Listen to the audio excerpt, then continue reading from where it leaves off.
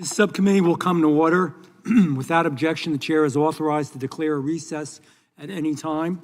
We welcome everyone to today's hearing on foreign involvement and threats to America's transportation system. I now recognize the gentleman from Dr. Ronder from Missouri to lead us in the Pledge of Allegiance. I pledge allegiance to the flag of the United States of America and to the republic for which it stands, one nation, under God, indivisible, with liberty and justice for all. We remain standing for a moment of silence.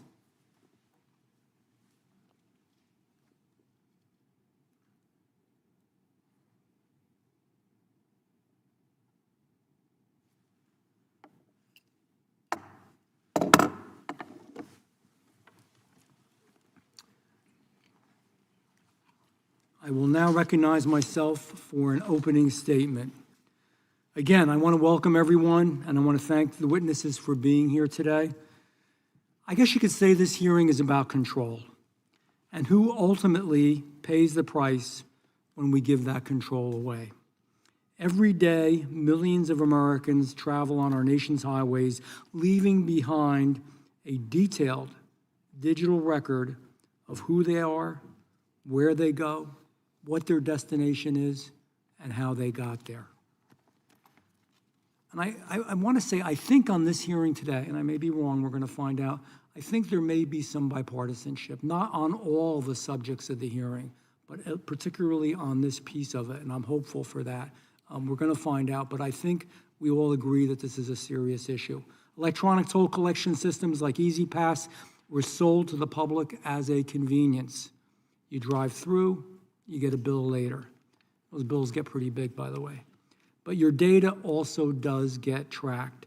And in an alarming trend, more and more of this data is being stored and being controlled by foreign entities. In my home state of New Jersey, the E-ZPass system, used by millions of residents, some of the most traveled roads in the United States of America are in the state of New Jersey, the New Jersey Turnpike, for example, used by millions and businesses as well, is now operated by a company under foreign government control, a Singaporean company with documented ties to the Chinese Communist Party. That means Americans are paying tolls into a system that is not under American control. And interestingly enough, New Jersey had a choice. There was an American company that submitted a lower bid to operate the system. Many believe it was a responsible bid. Instead of choosing the option that would have kept control here at my home and saved residents money, the state went with the higher, more expensive foreign bid. And this is at a time when families are struggling with inflation, high prices, increased cost of living pressures. New Jersey taxpayers were asked to pay more for less accountability and less security. Higher costs, less transparency, more foreign control. It's a bad formula. And the problems do not end with those who operate our toll systems. It extends to what is embedded inside the infrastructure itself. The United States has become dangerously dependent on Chinese manufactured infrastructure components, including batteries, sensors, and cameras. In 2024, the Department of Homeland Security estimated that at least 12,000 Chinese-made internet cameras were already in use across United States infrastructure. A February 2025 DHS report revealed that many of these cameras lack basic data encryption and security settings, and by default, they can communicate directly with their manufacturer located in China. That means foreign entities may have visibility into American facilities, American operations, and American vulnerabilities. Chinese state-sponsored cyber attack groups linked to the Chinese government have demonstrated the capability to infiltrate U.S. infrastructure, steal sensitive data, and maintain persistent access inside our networks. Once again, it comes back to control. If we do not control the systems, the hardware, and the data, then we don't control the risk. And the loss of American control does not stop with toll systems or infrastructure. Under the Biden administration, states were allowed to issue CDLs, commercial driver licenses, to individuals who are not qualified and not proficient in English. This is where it may not be as bipartisan.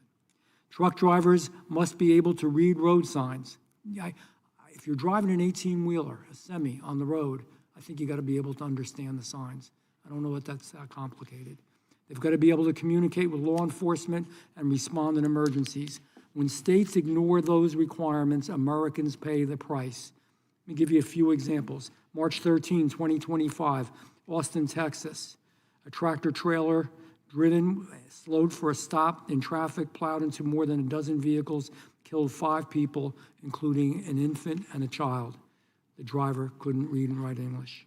November 14, 2025, Boone County, Indiana. An illegal immigrant from the country of Georgia, driving with a New York-issued non-domiciled CDL, lost control of an 18-wheeler, killing a National Guardsman by the name of Terry Fry. Ontario, California, a semi-truck driven by an undocumented immigrant crashed on Interstate 10, killing 3 Americans and injuring several others. A commercial, St. Lucie County, Florida, a commercial truck driver with limited English proficiency made an illegal maneuver on the Florida Turnpike and it resulted in a crash, killed 3 people. Washington State, an undocumented commercial driver struck a stopped vehicle on a state highway, killing a motorist. These are not just statistics. These are families. These are brothers and sisters, mothers and fathers, daughters and sons, peoples whose families were destroyed because of what happened. Once again, it does come back to control. When states abandon enforcement of federal law, Americans, American families suffer the consequences. Safety on American roads is not optional. American roads should be controlled by Americans. American data should be controlled and protected by Americans. And American safety standards should be enforced for the benefit of Americans. I thank the witnesses for being here today, and I do look forward to your testimony. I am now going to recognize the ranking member from the great state of Texas, Ms. Crockett, for an opening statement. Thank you so much, Mr. Chairman. And thank you to the witnesses for appearing today to discuss threats to our transportation system. This is a serious national security issue. So I appreciate the opportunity to have a bipartisan discussion, something that does not happen very often here, about how our foreign adversaries target America's critical infrastructure. Just last fall, the Federal Highway Administration warned that spyware had been found inside foreign manufactured systems used to operate the signs, traffic cameras, weather stations, and vehicle chargers that line our highways all across the country. These communication devices could be used to collect individuals' transportation data, could be used to hack into government systems, and could even be used to cause outages in major American cities. Infiltration of our supply chains is just one vulnerability our adversaries can exploit. We consistently see our adversaries target our critical infrastructure with cyber espionage and cyber attacks. Unfortunately, from sending the names of CIA operatives over email to including a journalist in a Signal group chat discussing war plans, President Trump's administration has shown a blatant disregard for our cybersecurity. The president has gutted the Cybersecurity and Infrastructure Security Agency, our core civilian cyber defense agency. He also fired the head of the U.S. Cyber Command, DHS's Cyber Safety Review Board, and cybersecurity professionals at the NSA and NIST. The DHS determined the Critical Infrastructure Partner Advisory Council, a key advisory group that provided space for public-private collaboration to coordinate and craft cybersecurity plans to protect critical infrastructure. Experts repeatedly emphasize that public-private partnerships is necessary to protect the cybersecurity of our critical infrastructure. But the Cybersecurity Information Sharing Act, which facilitates the public-private cyber threat intelligence ecosystem, expired last fall, and the Republican-led Congress has failed to reauthorize it. President Trump's administration has also disbanded key operations targeting foreign malign influence. Attorney General Pam Bondi dissolved the FBI's Foreign Influence Task Force. Director of National Intelligence Tulsi Gabbard dismantled the intelligence community's Foreign Malign Influence Center. So it appears that there is no longer any federal body dedicated to tracking and analyzing foreign state efforts to interfere in American society. Meanwhile, the president seems to get friendlier with the heads of authoritarian adversarial nations every day. This dismantling of the federal government's cybersecurity and national security resources and the continued politicization of our federal agencies has left state and private officials reluctant to trust and share information with our federal government. This threatens the security of all critical infrastructure, from our healthcare to our elections to our transportation systems. It is vital that we address the ways our foreign adversaries target our key critical infrastructure sectors. But in my opinion, the largest threat to our national security and critical infrastructure is not undocumented immigration or foreign investment. It's the incompetent folks at the highest levels of our government that have dismantled our cybersecurity resources. Thank you, and I yield back. I thank the ranking member. With that, I will recognize the ranking member of the full committee, Mr. Raskin. Thank you very much, Chairman Van Drew, and thank you to all of our witnesses for joining us today. To the extent that our colleagues have called this hearing to examine how foreign threat actors are compromising our national security by targeting transportation and critical infrastructure, that is a valid and meaningful subject of inquiry, and I salute the chairman for this initiative. China is in strategic competition with the United States and is using cyber espionage to undermine our defenses. Cybersecurity is of serious concern in the transportation sector because of the vast number of targets that operate new technologies and are run by a wide array of government and private entities. From AI-driven software to chip-reliant hardware, advancement in technology, of course, has great promise to make transportation faster, cheaper, and safer. But we must be vigilant to ensure these systems are not vulnerable to infiltration or attack from malign actors like Putin's autocratic Russia or the Stalinist bureaucrats of China. But we cannot honestly discuss and debate the issue without addressing how President Trump has gutted the safeguards that protect our transportation and critical infrastructure against foreign threats. The programs and personnel in the U.S. government that keep us safe have been cut wholesale and have been bizarrely politicized, jeopardizing our national security. Trump removed a third of the workforce at the Cybersecurity and Infrastructure Security Agency, which helps government and business work together to identify cyber threats before it's too late. That reduction included department officials dedicated to local government coordination with business, which is crucial to transportation infrastructure security. Trump fired the chairman of the Joint Chiefs and other top-level military leadership, eliminating continuity in national security, and his Attorney General shut down the FBI's Foreign Influence Task Force, the group responsible for identifying and combating malign foreign influence operations targeting the people of the United States. Trump's approach to national security, especially cybersecurity, is that of a coach who's friendly with the coaches of foreign teams and then suddenly takes his goalie off net. So, to my mind, I don't think we can have a serious conversation about hardware vulnerabilities if we're going to ignore the fact that President Trump has made our infrastructure substantially less safe in just 1 year's time. What's even more confusing to me about today's hearing is that we're examining foreign threats as though Donald Trump isn't systematically ceding more global power to China every single day, even as he multiplies and deepens his own personal business ties to China.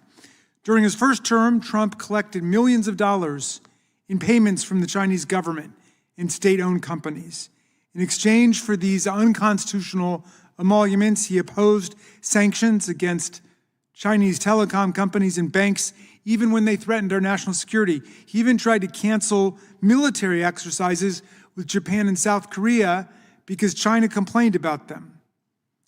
In his second term, we've seen even more of an enthusiastic presidential embrace of the tyrants and dictators. Over the last year, the administration has dismantled USAID, giving China free rein to swoop in and offer countries around the world assistance with their infrastructure construction projects, their agricultural programs, their food aid, and public health, dramatically expanding China's sphere of influence. Trump has also hurt American consumers by imposing unlawful and arbitrary tariffs and hamstrung our ability to respond to threats by firing government workers, including key experts on China and national security personnel.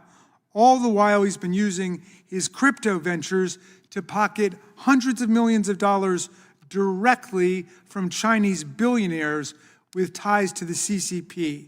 In May, a tiny Chinese tech company with ties to the government announced it had bought $300 million of President Trump's meme coin, despite the fact that it has no revenue and only 8 employees. Gee, I wonder where the money is really coming from. So, 1 year in Trump's second term, we've learned that other countries think that Donald Trump is indeed making a country great. But that country is not America, it's China. In a 21-country poll by the European Council on Foreign Relations, the majority of respondents around Europe said that while the U.S. is less feared by its adversaries and less revered by its friends, they fully expect China's global influence to continue to grow over the next decade. And it's no wonder why they think that, Mr. Chairman, when Trump is inviting China, an egregious human rights violator, to join the Gaza Board of Peace and reverses course and allows U.S. chip exports to China in a move that Anthropic's CEO likened to selling nuclear weapons to North Korea. So, my friends, I wish this could just be about the problem of hardware, technology, and transportation, but it exists in this larger political context, and I think that we have to make that clear for everyone if we are serious about confronting the problem of Chinese and Russian tyrannical influence in our government. Thank you, Mr. Chairman. I yield back. I thank the ranking member, and let me say, only conjecture here, I'm not sure, but I have this sneaking suspicion, this intuitive feeling the other side doesn't like President Trump all that much. Am I right? I've never met him. Seriously? It's not personal. We're looking just at what the effect is on the American people. I know. I'm trying to have a little levity. With that, I thank Mr. Raskin, and without objection, all their opening statements will be included in the record. We will now introduce today's witnesses. And the first witness, I am going to try not to murder your name. Let's see how I do. Ms. Emily de la Breyer. Pretty close? Okay, thank you for being here. The floor is yours. Thank you. Thank you, Chairman Van. Actually, let me, you know what? Let me do a little history of you. I'm sorry. You're a senior fellow at the Foundation for Defense of Democracies, a think tank that conducts research on our national security and foreign policy issues. Your work focuses on China, economic security, international organizations, and supply chains. Now the floor is yours. Thank you, Chairman Van Drew. Thank you, Ranking Member Crockett. Thank you for this opportunity, and both having names much easier to pronounce than mine. The Chinese Communist Party wants to control global resources, markets, and information so that it can control the world. Beijing pursues this ambition by leveraging non-market industrial policy through which it subverts critical supply chains and networks, a strategy of military-civil fusion through which it turns that positioning into a forward-deployed military presence, and a program of state-sponsored data collection through which every Chinese company and component becomes an asset for influence and espionage. Transportation systems are a core part of this Chinese strategy. Beijing defines transportation systems as part of the military-civil fusion ecosystem because they're necessary for industrial operations, social functioning, and military mobilization. For that reason, China protects its own transportation systems domestically while looking to penetrate them internationally. Transport systems also represent a massive economic opportunity. The U.S. auto sector, for example, alone accounts for some 11 million jobs and $1.2 trillion of national output a year. Beijing wants those markets. Beijing also wants the military-relevant tech and industrial capacity that undergirds them. But China wants something else from transportation systems too. Today's technological trends are pushing the transport ecosystem toward an intelligent, connected, data-is-everything paradigm.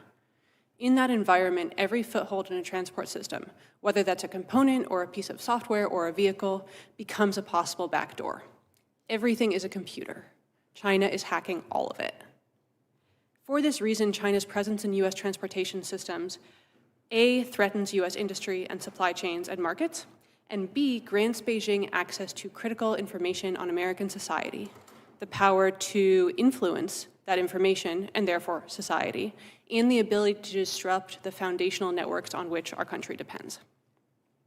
This isn't a notional danger. It's not something that's on the horizon. Our system is already embedded with Chinese components, and we're already under attack. LiDAR offers a valuable example.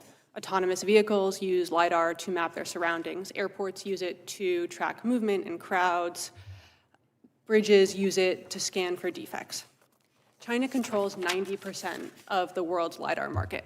The Chinese entities that are leading this charge are companies like Hesai, RoboSense, Huawei, DJI, that the US government has already identified as tied to the Chinese military. Those Chinese military-tied companies sell to GM's Cruise and NVIDIA's Drive Hyperion. Their LiDAR sensors have been installed in JFK International Airport and Charlotte Douglas International Airport. Chinese LiDAR sensors are on intersections in Chattanooga and on drawbridges in Sarasota. Every purchase of a Chinese LiDAR sensor funds the Chinese Communist Party. Every Chinese LiDAR sensor risks collecting information on behalf of Beijing, and all of them could be turned off at China's command. This isn't a unique case. LiDAR is not isolated. The same story plays out across the broader ecosystem of components that go into modern transportation systems, whether those are IoT modules or optical transceivers or cameras. Moreover, moving beyond the component level, Beijing is also building out the platform and software level of modern transportation. China is the world's largest player in in-car AI agents. Beijing's also developing unrivaled global shipping and transportation and logistics solutions, like, for example, LogInc, a Chinese national platform that provides a centralized window into the otherwise fragmented world of global shipping under the Chinese government's control. Washington needs to stop further Chinese penetration of our transportation systems. Those efforts can start with direct restrictions. No company that uses Chinese components or software or those made by a Chinese-influenced entity should be eligible for federal procurement, federal tax incentives, or any other federal incentives. In establishing restrictions like that, Washington should also tighten and clarify FIOC and PFE rules to make it clear what it is that is a Chinese entity and to make that a stricter definition. Targeted measures like this can directly bolster the security of American transportation systems. But Washington should also take broader action to change the state of play that has allowed China to embed itself into our critical infrastructure systems. Tariffs on Chinese goods can help dissuade the US private sector from buying from Chinese entities and therefore from being complicit with the Chinese Communist Party. Tariffs can also create the circumstances in which to rebuild a trusted American industry. On the data front, no company that stores data in China should be permitted to collect data in the United States or be eligible for federal procurement, defense industrial-based procurement, federal tax credits, or other incentives.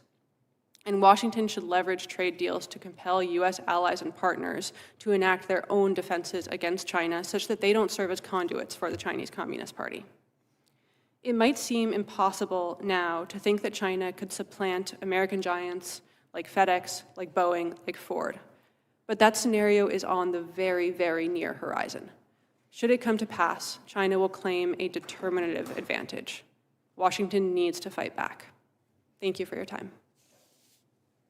Thank you, very informative. I think that outlines the seriousness of this issue. I know it's not the sexiest issue in Congress that everybody's talking about, and I get it, but this room should be packed, and everybody should hear this and listen to it. It's a serious, serious issue. And again, as I said before, and I understand components of what you're talking about in your issues, but it should be a bipartisan one as well. Now, your name, on the other hand, Mr. Cole, is Rocky Cole. Couldn't be easier than that, right? Correct. The floor is yours. Thank you, Chairman Van Drew, Ranking Member Crockett, and distinguished members of the committee for the opportunity to testify today. The topic of the hearing is embedded threats in America's transportation systems, and I will certainly address those directly. However, I believe, as several other people have pointed out, that these threats are best understood in the broader context of adversarial cyber operations against America's critical infrastructure as they constitute one piece of a larger strategic landscape. My name is Rocky, and I've worked to counter America's top cyber adversaries for almost 20 years now, first within the United States intelligence community, then at Google, and now at a US-based venture capital-backed company called iVerify, which secures the very powerful computers in our pockets, mobile phones. I've witnessed the strategic evolution of cyber operations from the earliest days of mere cyber espionage to what can only be called today's cyber Cold War, and my experiences have informed a somewhat unique perspective on both the problem and steps we can take to mitigate the threats. In cyberspace, America has two historical rivals, China and Russia. Historically, both Chinese and Russian cyber operations were focused on intelligence gathering. For China, this meant extracting intellectual property to feed their Made in China 2025 strategy, which a former director of the NSA described as the greatest transfer of wealth in human history, while Russia focused on more traditional espionage goals. However, we have recently, as in within the last 5 years, reached a watershed moment where the objective of cyber operations have shifted to pre-positioning for disruptive effects. Modern doctrine now views cyberspace as a basic platform for hybrid warfare, where blinding cyber attacks are intended to paralyze command and control networks before kinetic operations even begin. The US intelligence community assesses with high confidence that these actors are embedding, quote, sleeper software within our infrastructure to be activated at will. The threat from China is particularly acute through several multi-year campaigns aimed at achieving information dominance. The Volt Typhoon campaign, for example, targets energy, water, and yes, transportation sectors specifically to disable military mobilization and sow domestic chaos that would distract US leaders during a potential invasion of Taiwan. Furthermore, Salt Typhoon has compromised the backdoor systems used by telecommunication providers for court-ordered wiretapping and allowing China to monitor law enforcement, track the real-time geolocations of millions of Americans, and compromise our mobile devices.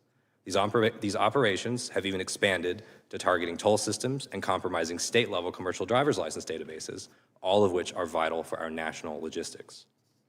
To evade detection, these actors have refined their methods to bypass modern defenses through malware-free intrusions.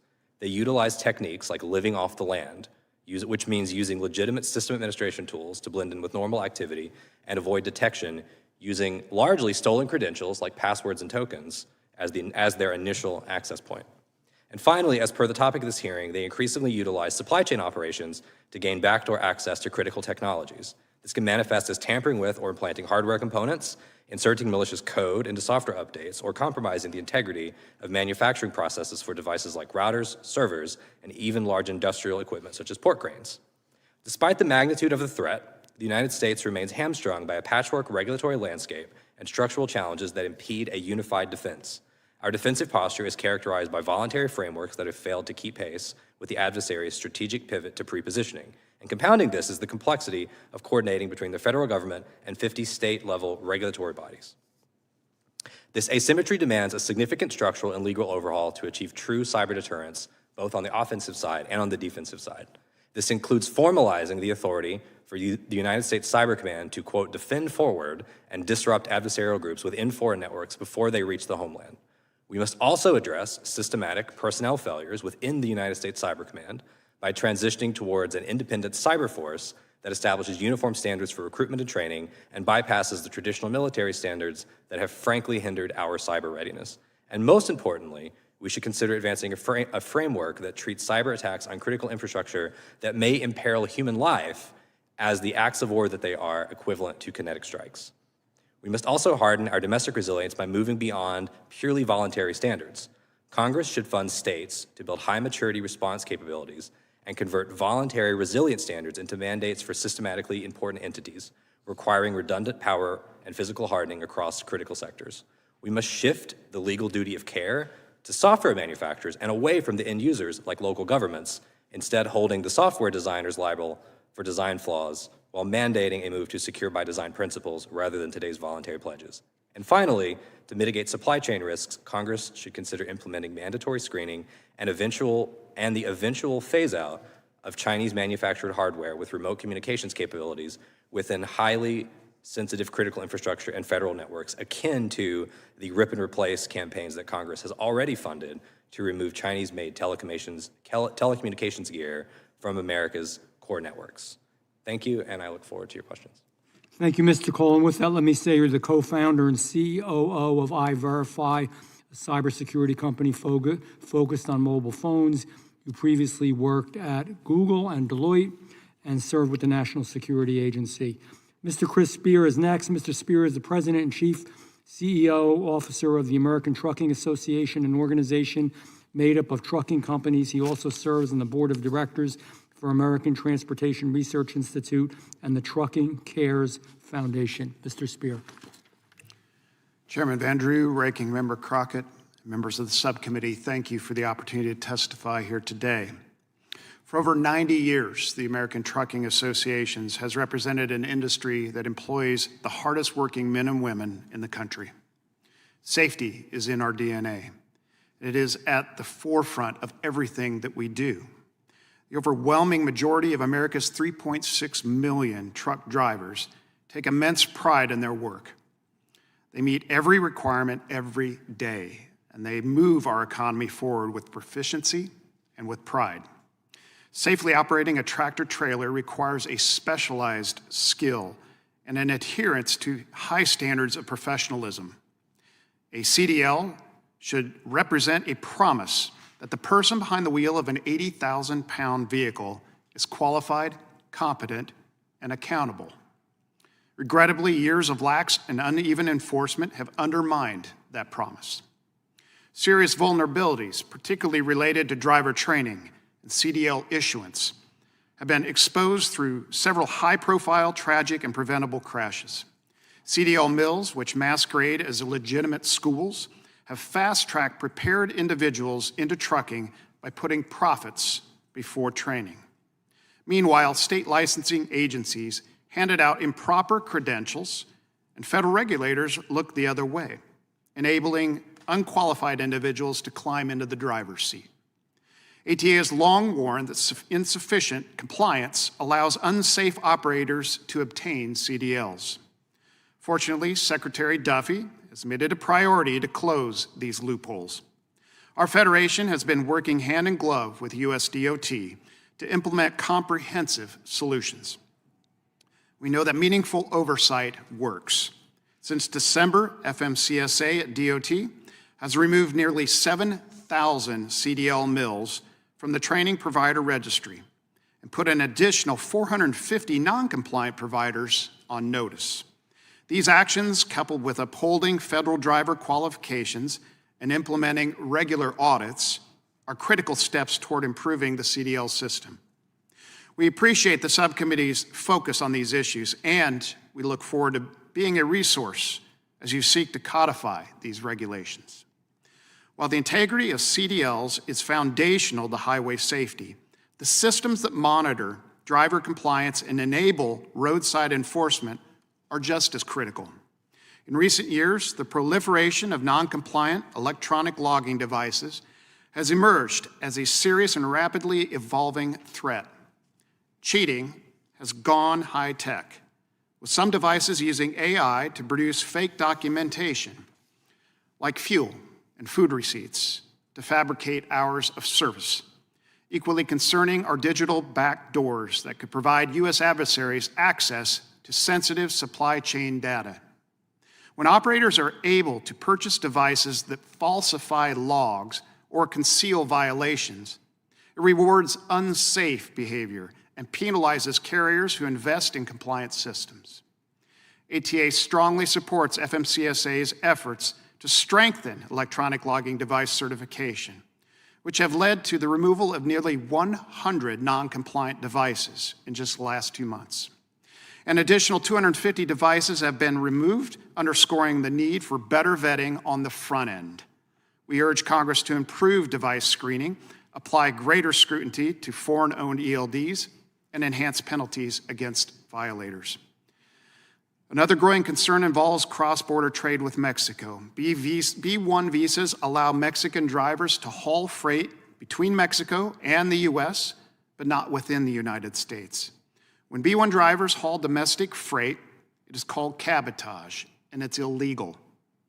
This underhanded practice exploits Mexican drivers, and it's unfair to law-abiding motor carriers and American truck drivers. ATA is pushing for stepped-up enforcement against these violations. Finally, I'd like to draw the subcommittee's attention to a transportation security lapse within the Department of Defense that was identified by ATA's Government Freight Conference. The department is improperly awarding shipments to unauthorized carriers to move sensitive cargo like M1 Abrams tanks and Bradley fighting vehicles. This practice compromises safety by putting military freight in the hands of unvetted carriers and drivers. Last year, ATA worked with Congress to enact several provisions in the NDAA aimed at this problem, and we will continue to partner with you to shore this up. ATA thanks the subcommittee for your interest in identifying foreign ownership risks and hidden vulnerabilities across our transportation system. I look forward to answering your questions. Thank you, Mr. Spear. Mr. Rob Kanaki, he is the Chief Executive Officer of TPO Group, a cybersecurity consulting firm. He previously served as the Deputy National Cyber Director with the National Security Council and at the Department of Homeland Security. Mr. Kanaki. Thank you, Chairman Vandrew, and thank you, Ranking Member Crockett and members of the committee for the opportunity to testify on this subject. While I can't speak to the issues that my colleague, Mr. Spear, has addressed, I think you're going to find that the bipartisan approach that you were hoping for, Chairman Vandrew, really has emerged, at least within the cybersecurity community, on these topics. There is very little that I could disagree with in either the tone or the substance of what my other two panelists have said on the cyber threats.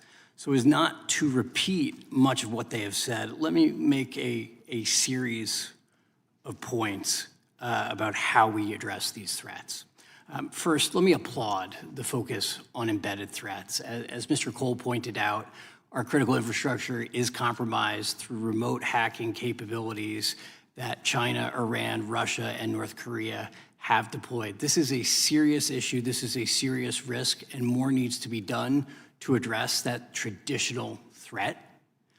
But the threat from embedded systems that are dependent on Chinese-produced electronics, Chinese IT components, and Chinese products is unique to China because of the scale of their manufacturing and the lack of capacity that we have in the United States today.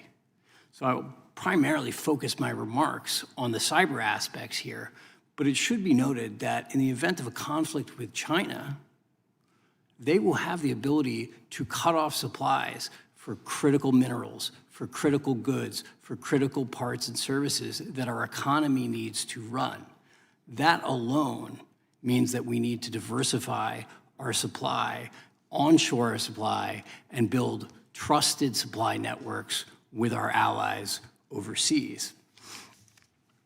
While we need to diversify our supply, we also simply cannot simply trust that something produced by an ally or something produced by a U.S. company built by U.S. citizens is necessarily trusted. So let me go for another point of bipartisanship here by quoting Ronald Reagan. This is an area where the mantra needs to be trust but verify.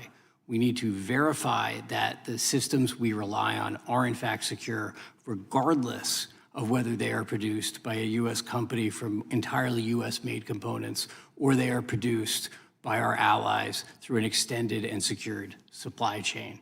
We cannot simply assume that onshoring will address this risk. We have seen the risk from transshipment where U.S. companies may think that they are building from chips that did not in fact come from China, but those chips may have been transshipped from China through Vietnam, through Mexico, or through another country. And a drone or other device that you may think is secure and is U.S. and American made may have a risk inside it that even the company that manufactured it does not know about.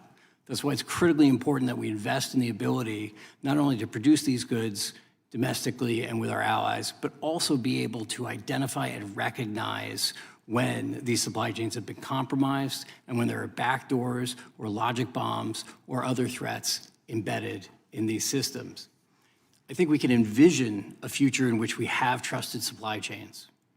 But to get there, we need much stronger government action. Chairman Van Drew, to your point about a more expensive Chinese system, I think what we are seeing today is that typically Chinese suppliers are often cheaper, but in some cases they in fact have better capability than some US-produced goods. And so what that will mean on the market is that companies are going to purchase the cheaper good, particularly if it is more effective than an American-made good. I was part of a long-running, what I would call a whispering campaign against Huawei to say that Huawei's technology shouldn't be trusted, it shouldn't be put in our core infrastructure. The FBI did briefings, we did briefings at the NSC. What finally worked was banning that technology, and then for the rural broadband telecommunications providers that were incapable of investing to replace that, subsidizing that investment. We need a far broader approach like that to the categories of technology that China is dominant in today. And we need to develop and invest in the ability to verify that the replacement technologies produced in the United States are in fact secure and have not been compromised. Thank you for this opportunity. Thank you, Mr. Kanaki. All good statements. I'm going to ask you all to rise to be sworn in. Raise your right hand. Do you swear or affirm under penalty of perjury that the testimony you are about to give is true and correct to the best of your knowledge, information, and belief, so help you God? I do. You may be seated. Point of order, Mr. Chairman. Yes. Does that apply also to testimony they've already given? Correct. Thank you for that. And that does apply to the testimony you've already given. What the ranking member is pointing out in his gentle way is I should have done that at the very beginning when you started your testimony. So that's a good point. Thank you. With that being said, we are going to begin with the questions, and I am going to start with the gentleman from Missouri, Dr. Onder.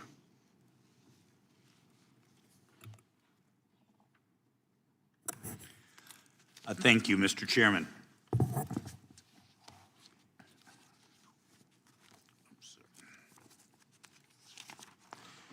So over the past decade, federal agencies and infrastructure operators have embedded software-driven electrical equipment throughout America's roads, ports, rail systems, and power networks. Through this rapid modernization, we have quietly opened a dangerous national security vulnerability. Foreign manufactured hardware now sits at the core of systems that keep the American economy running and the military moving. Nowhere is the threat more acute than in the power sector. Chinese-made inverters, batteries, and transformers have become foundational to the power grid and critical infrastructure. The components are designed, built, and in some cases remotely controlled by firms operating under the authority and influence of the Chinese Communist Party. As a result, the CCP is increasingly positioned to monitor, disrupt, or manipulate the infrastructure that underpins U.S. commerce, public safety, and national defense.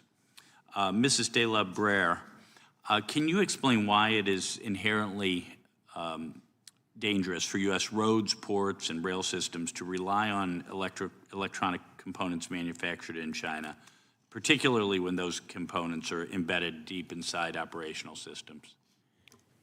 Yes, sir. Three main reasons from the informational perspective. The first is that those components give China access to critical American information. Who is traveling, where, when, how. That's like a personal privacy risk, but it's also a strategic asset.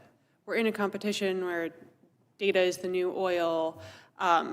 Data is the single most dominant resource in the great power competition with China. If Beijing has full information on our society, that's how it can target all of its attacks. That's thing number one. Thing number two is China can shape information.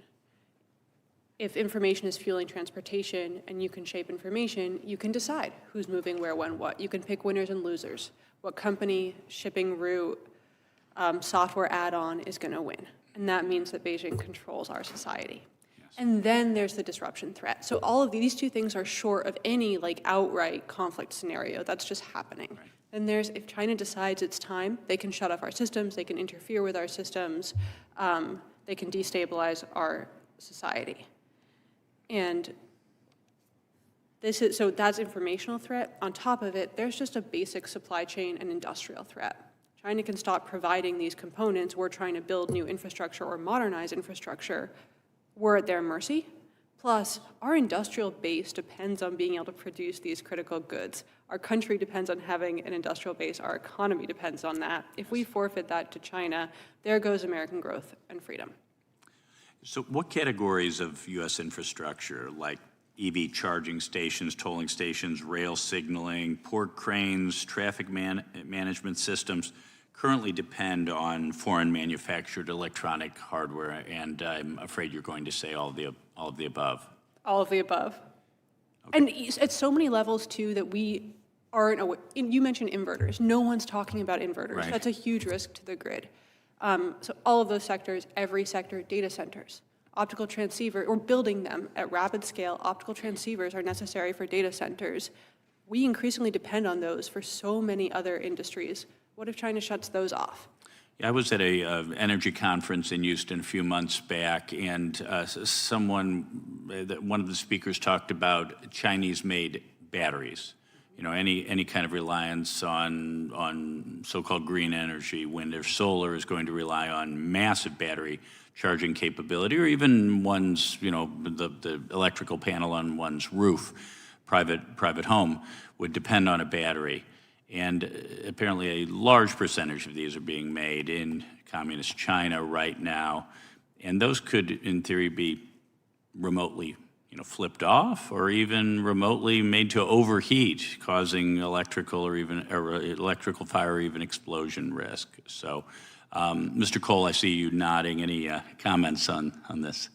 Congressman, I was just discussing with the other witnesses before the hearing that there are virtually no cybersecurity standards around electric vehicles as a category, right, whether that be batteries that can communicate directly, perhaps with China, or other cybersecurity standards of the self-driving components of the vehicles. You can imagine a world where the United States is trying to mobilize for a conflict, and suddenly EVs are blocking roads in states, cities. It's frightening. Thank you. I yield back.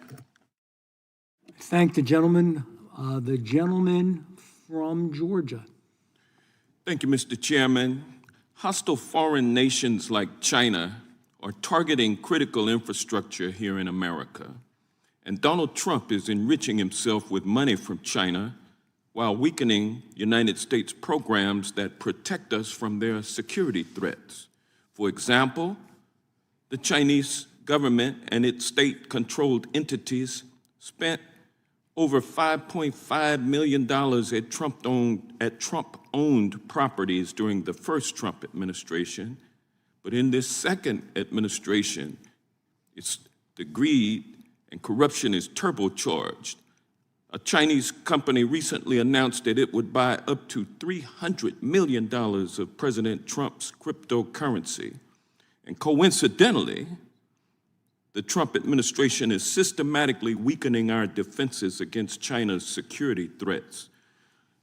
Ms. De La Bruyere, would you agree that the U.S. needs to be the #1 country for artificial intelligence? I would agree with that. And you would agree also that NVIDIA chips power the NVIDIA or the AI revolution, correct? They are among the components that power the AI revolution, yes. And does it surprise you that Trump has discarded America's strategic technological edge over China insofar as AI chips by changing the rules and allowing the export of NVIDIA's AI chips to China? I think what surprises me the most Does that surprise you? I think what surprises me the most is that we don't actually have an edge in AI chips over China anymore. Okay, all right. So you want to take me in a different direction. Yes, sir. Let me, because it's important. I don't want to go in the direction you're trying to take me. So I'm going to now ask Mr. Cole, Elon Musk and his Doge musketeers benched hundreds of cybersecurity professionals at the Cybersecurity and Infrastructure Agency, also known as CISA, and at the National Security Agency. Nearly a third of CISA staff was cut, including divisions that coordinated with states and businesses which provide key assistance for transportation infrastructure. Was that a wise move by Trump? Well, first, Congressman, I'm a native Georgian, so it's a pleasure to meet you. Well, good to meet you too, sir. I've always wanted to. To answer your question, I do think now is not the time to be cutting CISA's budget or operational That was capacity. a bad move. His budget request to Congress now includes an additional 18% cut to CISA's cybersecurity division, which leads efforts to protect government networks and helps defend critical infrastructure. Was that a good move or a bad move? Congressman, if you go around the country and talk to state cyber leaders, they will all tell you they would like additional federal support to respond to cyber attacks. It was a bad move. I think that's probably what you're trying to say. But let me ask you, Mr. Naki, we've seen our foreign adversaries exploit cyber vulnerabilities against our communications, energy, and water sectors, among others. But it may be easy to discount national security risk to our transportation infrastructure because we haven't yet seen widespread consequences in this field. While embedded technology like undisclosed radios in batteries and cranes clearly shows that our adversaries may have the capability to conduct espionage or even cause outages in transportation infrastructure, when local governments or private companies are acquiring technology, they may be willing to overlook the national security risk in favor of getting technology that they need more quickly or cheaper. Does the fact that we haven't yet seen a major cyber attack against our transportation infrastructure mean that we don't have to worry about this national security threat? And it comes at a time when Trump's net worth increased by $3 billion over last year. With this security threat, does it mean we need to be worried, or do we have cause for concern as the president gets richer and our security is eroded? Sir, we've absolutely seen campaigns carried out against our transportation infrastructure for the purposes of collecting intelligence and for the purposes of planning future attacks. What we haven't yet seen is significant disruption of that infrastructure because the geopolitical moment in which our adversaries would want to take advantage of that has not emerged yet. Thank you. I yield back. I thank the gentleman. I'm going to yield 5 minutes to myself, and this is to Mr. Spear. How does weakened enforcement of federal CDL and English proficiency requirements undermine safety on American roads? And tell me if you agree this should be viewed as a national security and rule of law issue rather than just a regulatory problem. Well, I think the criteria, the standards that you're speaking to come from the United States Department of Transportation, handed down to the states. The states administer the tests. Some states do it very well, and there's a handful that aren't. We've seen over the last few years a whole host of CDLs get issued to people that shouldn't have them, candidly. First, they may not be here legally. They may not be able to speak or understand English. They shouldn't be operating an 80,000-pound heavy-duty truck, moving freight across the country. So those standards and the relationship between the federal and state government is absolutely essential to make sure that all states are doing the same thing on those fundamentals. If I was to ask you if federal CDL and English proficiency standards have been consistently enforced, am I being fair when I say that some of the fatal crashes we discussed today probably could have been prevented? There's absolutely no question. Your opening statement covered several crashes that we've also watched very closely. A lot of the folks that you cited in those accidents, those drivers were not able to speak English, understand English. probably should never have been driving in the first place. They were issued CDLs when they shouldn't have had them. You don't want people like that behind the wheel of a 40-ton U.S. truck. I would think. Thank you. I'm going to ask you a rapid-fire question here, and if you agree, we do need to do more. If you could catch up with us and get information to me. What I'm going to ask is, do you believe in the United States of America we need to do anything legislatively? Does Congress need to do something to make us more safe and more secure? Very briefly, I'm going to ask all of you, so we got to go quickly, but Ms. Della Gruyere. Yes, absolutely. And number one low-hanging fruit stopping an unforced error is with any federal incentives or procurement, having actually enforced stringent restrictions on the ability of Chinese or Chinese-influenced entities with clear rules of what those are to receive them. So I know you don't write bills, but if you could get us that information, get it to my office and also to the committee of what you saw, this bill, kind of give us your priorities on that. Mr. Cole. Yes, Mr. Chairman, I do believe Congress needs to act in a few ways. First, I believe United States Cyber Command needs additional authorities in order to be able to operate at the speed with which our adversaries are. I believe Congress must do more legislatively to increase our resiliency against cyber attacks. To some degree, we have to assume that nation-state adversaries have already compromised our infrastructure, and that means giving states the ability to more quickly respond to threats as they emerge. That could mean additional funding or clearer frameworks. And finally, as I agree with Mrs. De La Bruyere that we should take a legislative approach to data sovereignty as well. Please get that to my office, both of you, as quickly as you could. Thank you. Mr. Spear. I think on the English language proficiency, we would advocate for the American Trucking Associations that Congress fully codify English language proficiency for all drivers, that all states should test for this consistently across the board. And this is a safety issue. If you're operating a vehicle, you shouldn't be pulling a U-turn on the Florida Turnpike. You should be able to understand weather signs in, say, Wyoming. You need to understand English. You need to be able to operate that equipment safely around the motoring public. Congress needs to codify this to ensure that all 50 states abide by this and aren't just handing CDLs out carelessly to people that shouldn't be driving a 40-ton truck. Thank you. Please get that to my office as well. Mr. Kanaki. I would say the most important thing from my perspective is to fill gaps in regulatory frameworks so that we have comprehensive ability to oversee regulation in this space. Thank you. I will yield back the rest of my time, and with that, I will yield to the ranking member of this committee, Ms. Jasmine Crockett. Thank you so much, Mr. Chairman. I will point out that being a bad driver doesn't necessarily have anything to do with whether or not you can speak English.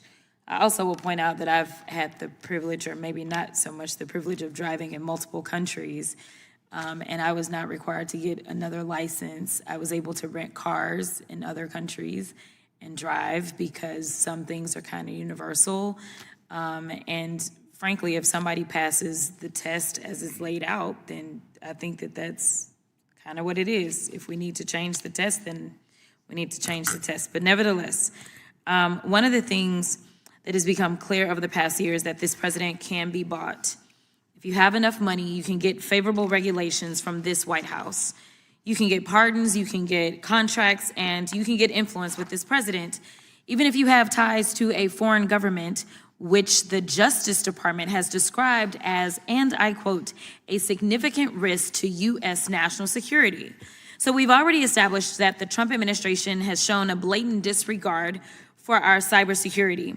In his first month in office, the president dismantled nearly all of DHS's advisory committees that study major cyber attacks and provide actionable recommendations to defend against those attacks. So, Mr. Kanaki, what role did these advisory committees play in protecting our critical infrastructure? How does their dissolution make us less safe? Thank you, Ranking Member Crockett. Absolutely, these committees were essential to establishing the mechanisms for coordinating and collaborating on cybersecurity with our industry partners.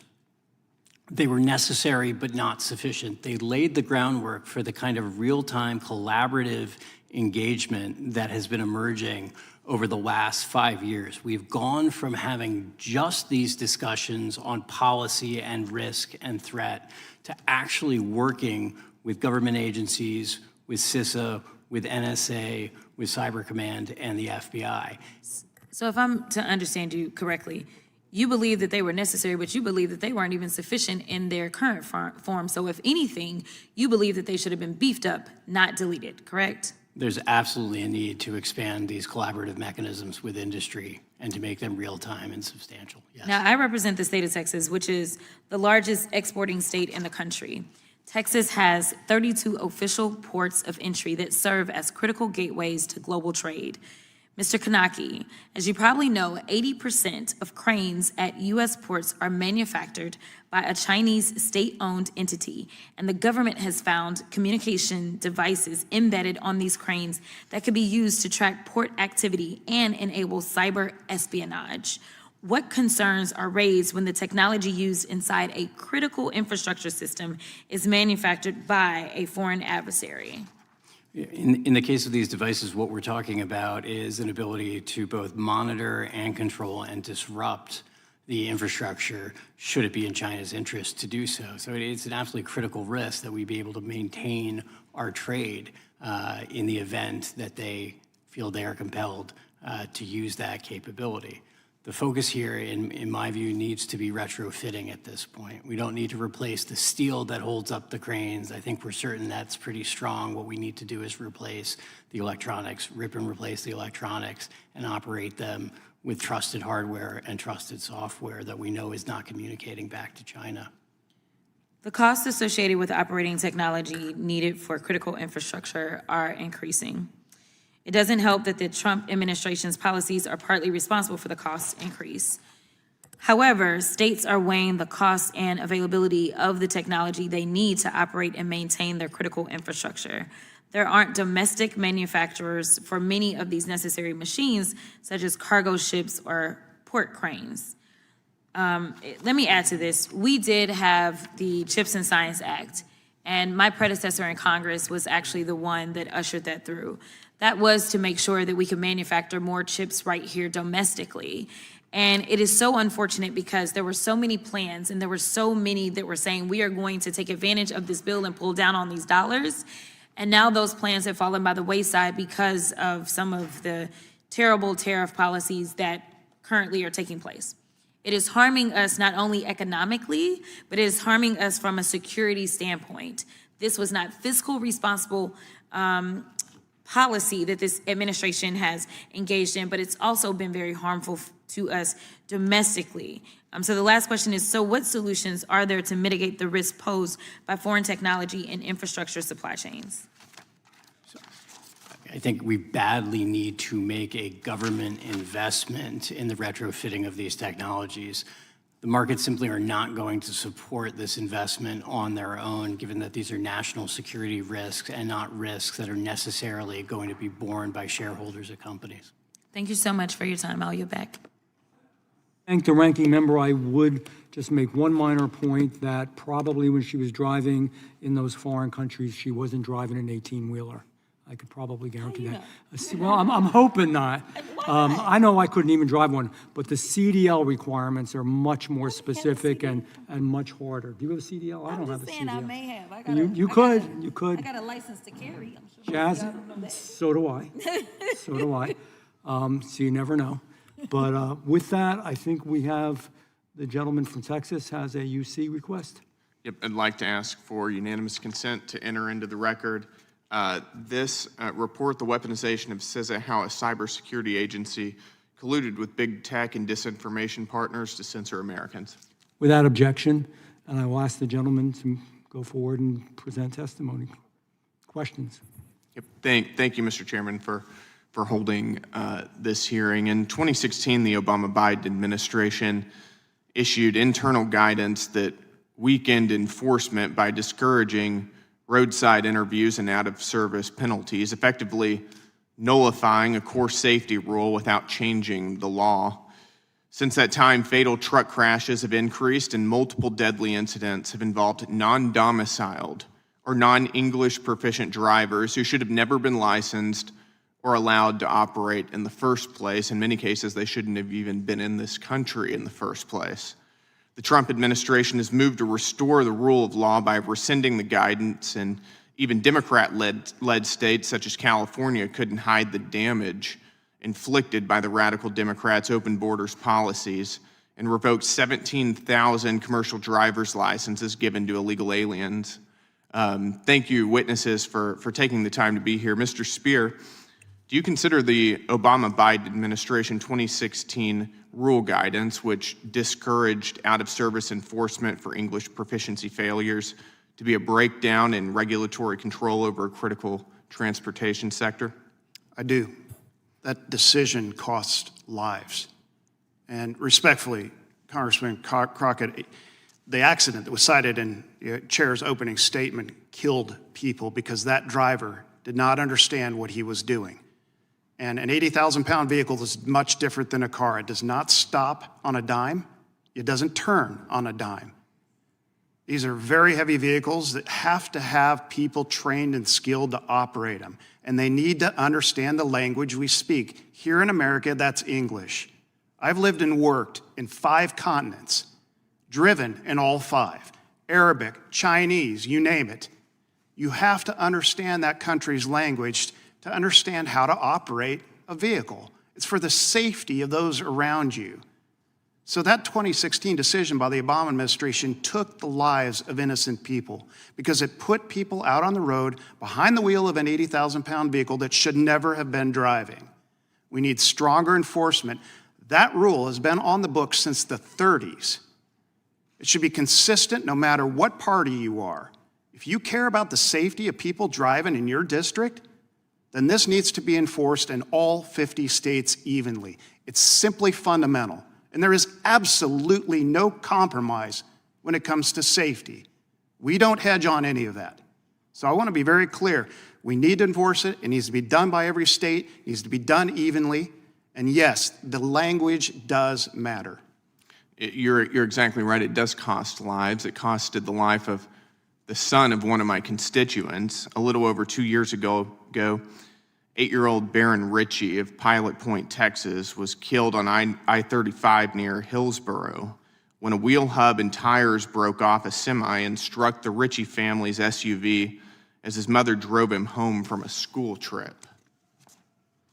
The non-English speaking illegal alien Martin Monreal Alvarado had overstayed a B-1 visitor visa that expired 6 months prior to the incident.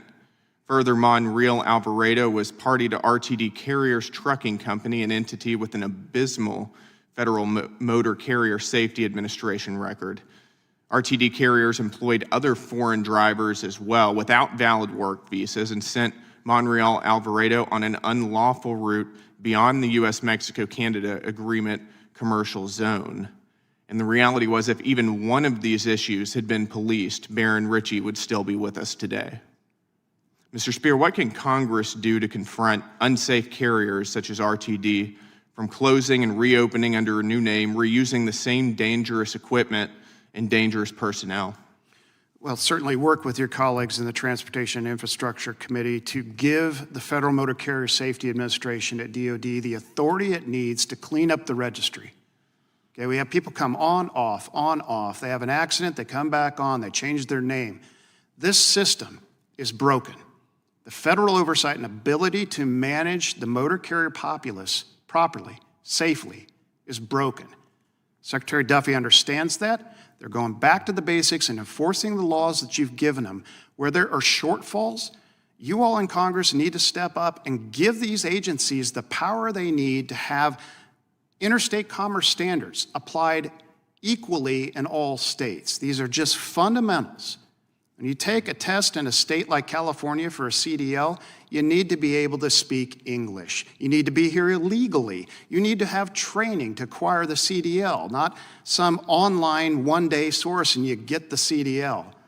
This has got to be enforced. I look to Congress to work with DOT to shore that up. I can guarantee if you call over there now, they will give you a list of things that we support that will help them ensure that all states take steps forward to ensure that lives like that are not lost. I agree, Mr. Speer. learn English or get out of our country. Thank you for being here. Appreciate it. I thank the gentleman from Texas. That concludes today's hearing. Oh, I've got a UC. Okay. Doge employees shared Social Security data. Court filings show employees detailed to the Social Security Administration shared sensitive data through a non-secure server. The Justice Department disclosed. This is from the New York Times, January 20th, 2026. Without objection. And my final one is Federal Review finds 44% of U.S. trucking schools don't comply with government rules. This is from December 1st of 2025. This is the AP. It says nearly 44% of the 16,000 truck driving schools in the U.S. may be forced to close if they lose their students after a review by the Federal Transportation Department found they may not be complying with the government requires. It did not say anything about languages. Without objection. Okay, now I'm done. That concludes today's hearing. We thank our witnesses for appearing before the subcommittee today. I thank you all. You did a great job. Looking forward from correspondence from all of you. Without objection, all members will have 5 legislative days to submit additional written questions for the witnesses or additional materials for the record. Without objection, this hearing is adjourned.